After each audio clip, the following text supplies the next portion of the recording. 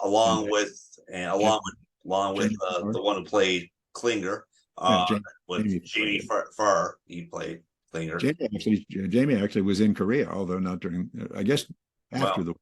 well. So, Yes. oh yeah, that's good. That's good. Do you have now? I heard this. I don't know. It's well. I mean, some people were telling me because they knew I was interviewing Mike Farrell, and once they heard I was interviewing Mike Farrell, the comments came in like crazy. One person said that you have relations in Cape Breton. In what? Cape Breton, where I'm from. You have relations. I don't know. Do I? That's I heard you did. I mean, I don't know. I don't know. Now the place is well. I'm from Cape Breton, Nova Scotia. The place you probably never heard of it. It's called Christmas Island. Have you heard of Oh, that? I have heard of that. Yes. You heard of that? Yeah. Yeah. Apparently, there are people say they're related to you, and their last names are Farrell, like yourself. Well, then they must be related to me. How great! Tell them I said hi. I will. I will. I will.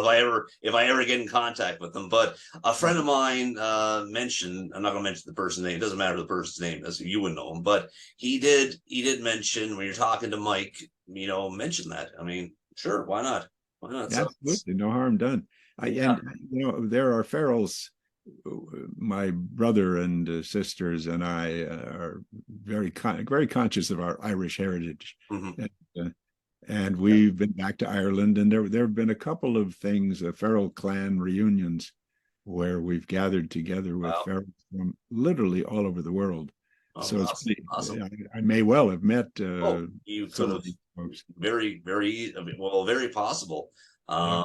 Now, the girlfriend, my girlfriend's last name is Farrell, and I mentioned Mike Farrell.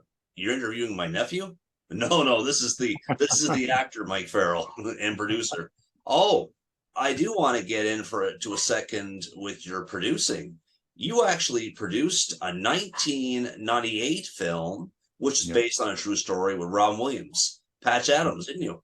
Yes, I did. What was that like? I mean, Well, it's a long story. Yeah, you have time? we got time. Okay. But 1985, my wife Shelley and I were invited to be part of a delegation to the then Soviet Union with a group of Americans from different walks of life to try and meet with Russians of different walks of life, to be kind of a person-to-person approach to relations between the countries, because Ronald Reagan was calling the Russia or Soviet Union then the evil empire, and we were peaceniks, and we were trying to find a way to settle. We couldn't all by ourselves solve the problems between the two countries, but at least we could make some openings. Mm-hmm. We went with a group of people from different walks of life, a lot of teachers, some psychological counselors, people from the legal profession, what have you, from America. And we gathered in Copenhagen to kind of get to know each other. And there were a number of people who were New Age types, if you know the term, very loving and open, but a little sometimes sketchy. Right. And I was hearing some messages from some of these people thinking, well, I'm not sure that that's exactly the message I hope we are conveying here. But as we were walking into a meeting of, it was supposed to be a plenary gathering of the whole bunch, there was a man walking beside me, and he was wearing big floppy shoes and a clown costume and a clown hat. Wow. And was wearing a rubber nose. And I thought to myself, oh my God, I don't know what's going on here, but this guy looks like a Looney Tune to me. Mm-hmm. And I said to my wife, watch it. And then we went into the, sorry, my eyes are watering today. No problem. No problem at all, sir. We went into the this one gathering, and people got up to introduce themselves. And this one woman got up, and she was one of the New Age types, and she said, I'm a believer in the power of crystals, and I've brought with me some very powerful crystals. I have them in this bag. And what I want you, anybody who's interested, to do is come up here and pick a crystal with which you resonate, and keep it close to your heart. And when you go into the Soviet Union, if you meet someone with whom you really make a connection, give that crystal to that person. And I thought, frankly, okay, but let's keep it sort of on the conscious level. Mm-hmm. And the next person that came up was this clown guy. And he jumped up and he said, "My name is Hunter Patch Adams, and I am a doctor of medicine, and I believe that laughter is the best medicine. I believe medicine should be practiced in the United States is all wrong. We should be free. We should be giving medicine to people free." And he then said, I have a bag here of rubber noses, and I find these rubber noses to be very powerful. And I want you, each of you who resonate with, come up here, and if you resonate with a rubber nose, take it and put it on your nose. And if you go meet a citizen of the Soviet Union with whom you resonate, give that nose to that person. And anyway, I fell in love. I thought, this guy is wonderful. Wow.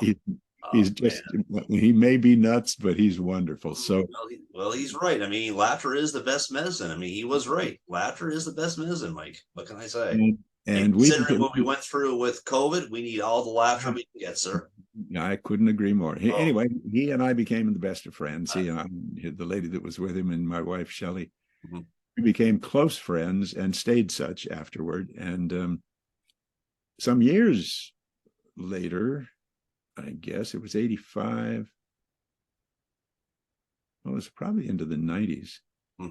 Patch and I were in touch, and he had written a book, and he called me and he said, "Mike," he said, "some big Hollywood types are telling me they want to make a movie about me, and I don't trust them." He said, "These are crazy types. They brought me out here and they flew me first class, and they met me with a limousine." And he said, "These are not the kind of people I want to talk to. I want you to make my movie." And at that time, I had I had a production company, and my partner and I had made one movie that I was very proud of, and we made a bunch of movies for television as well. And I said, "Patch, I would love to make your movie, but I don't have the kind of clout in the industry. I'm not a big time producer. I can't get you the sort of deal that the people you don't like are offering." And he said, "I don't care." He said, "I just want you to be associated with it because I know you understand me and you'll tell the story I want told." So I said, "Look, okay, man, if you want it, we'll give it a try." And at the time, my wife was doing a television series at Universal, and I knew Barry Kemp, who was her producer and a very successful writer in television. And I took it to him and I said, "Barry, I know you have a deal here at Universal to make movies. If you're interested in this, I want you to know about Patch." I introduced him to Patch and showed him his book. And if you haven't seen it, he's written a book about his experience in life, but it's also his medical care. Wow. And the opening, or the foreword to the book, sort of tells you who Patch is. He's the kind of guy who, before it was the thing to do, if he'd go into a restaurant and sit down and the waiter came up, he would introduce himself to the waiter. And he would introduce everybody at the table to the waiter, so that the waiter was made part of the party. Patch is wonderful, and he's, but by our standards today, I suppose, just crazy. But he's a practitioner of the best, as you've suggested, the best kind of medicine. Wow. And so we made a deal with Universal to make this movie. We found a writer who did not live up to the task, so we were looking for another writer. Then the old writer brought us word that a director at Universal was very interested in the project. And it's a long, sad story. We had a meeting with the director who I thought was not up to the movie we wanted to make, and yet Universal wanted him to make it, and he made a deal with Robin Williams, so everybody was happy except me and my partner and Barry. So we got a rewrite of the script that was not up to, in my view, up to the standard that I wanted it to be, and it didn't really tell Patch's story in the way I thought it deserved to be told. But we made the movie. By the time it was being made, I knew Robin and we had some relationship, but I was on the outs with both the writer and the director. So I was not thrilled, frankly, with the way the movie came out. It was a huge hit. Oh, it was definitely a huge hit. There's no question about that. I actually saw it in the theaters, and that's the thing about when you're making a true story on somebody. They don't always get the facts straight. They don't always get the facts straight. That's sadly, but I mean, it was a good movie. Although you're bringing to my attention that there are some scenes that may not be accurate at all, and it happens, Mike. There's a lot of foolishness in it, and yeah, I noticed that too. He's not foolish. Patch is not. The real Pat Adams was. He does the things. I mean, the scene about going into the man who's dying and wearing angel's wings. Patch did that. Patch went in and said previews of your coming attractions. He brings life, and he brings energy, and he brings beauty, and he brings joy to people. And Robin has that capacity. Robin was able to do that. The director really wasn't able, and the writer wasn't able to. God rest Rob Williams' soul. A terrible thing. We don't realize, how fortunate we are, to have life and, to be going through what he was going through. I mean, I know he's not here, but I mean, God bless you, Robin, wherever you're at. I couldn't agree more. Robin was a really good man, really nice man, smart and extraordinarily talented.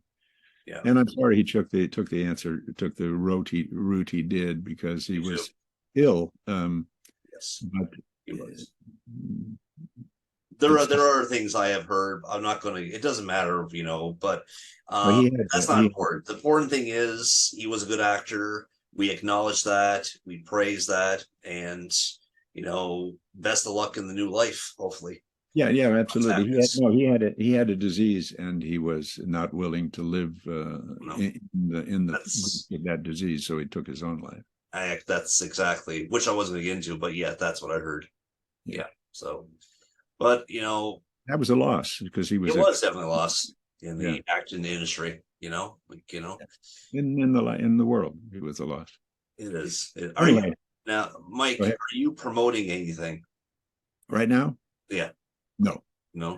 I do a show, a one-man show about climate change, about okay, awesome, global warming. Oh, and we've done it.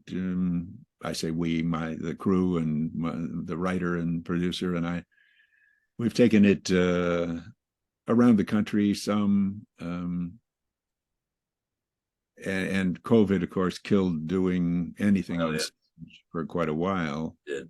So it sort of killed the industry for a while, and now, of course, the strike is not not helping. I may be reviving a motion picture story that I wrote of a friend of mine.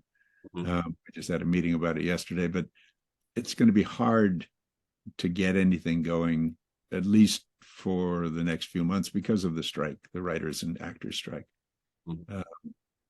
Yeah, I heard about that. Yeah, that's a sad thing. Hopefully it gets resolved in a good way.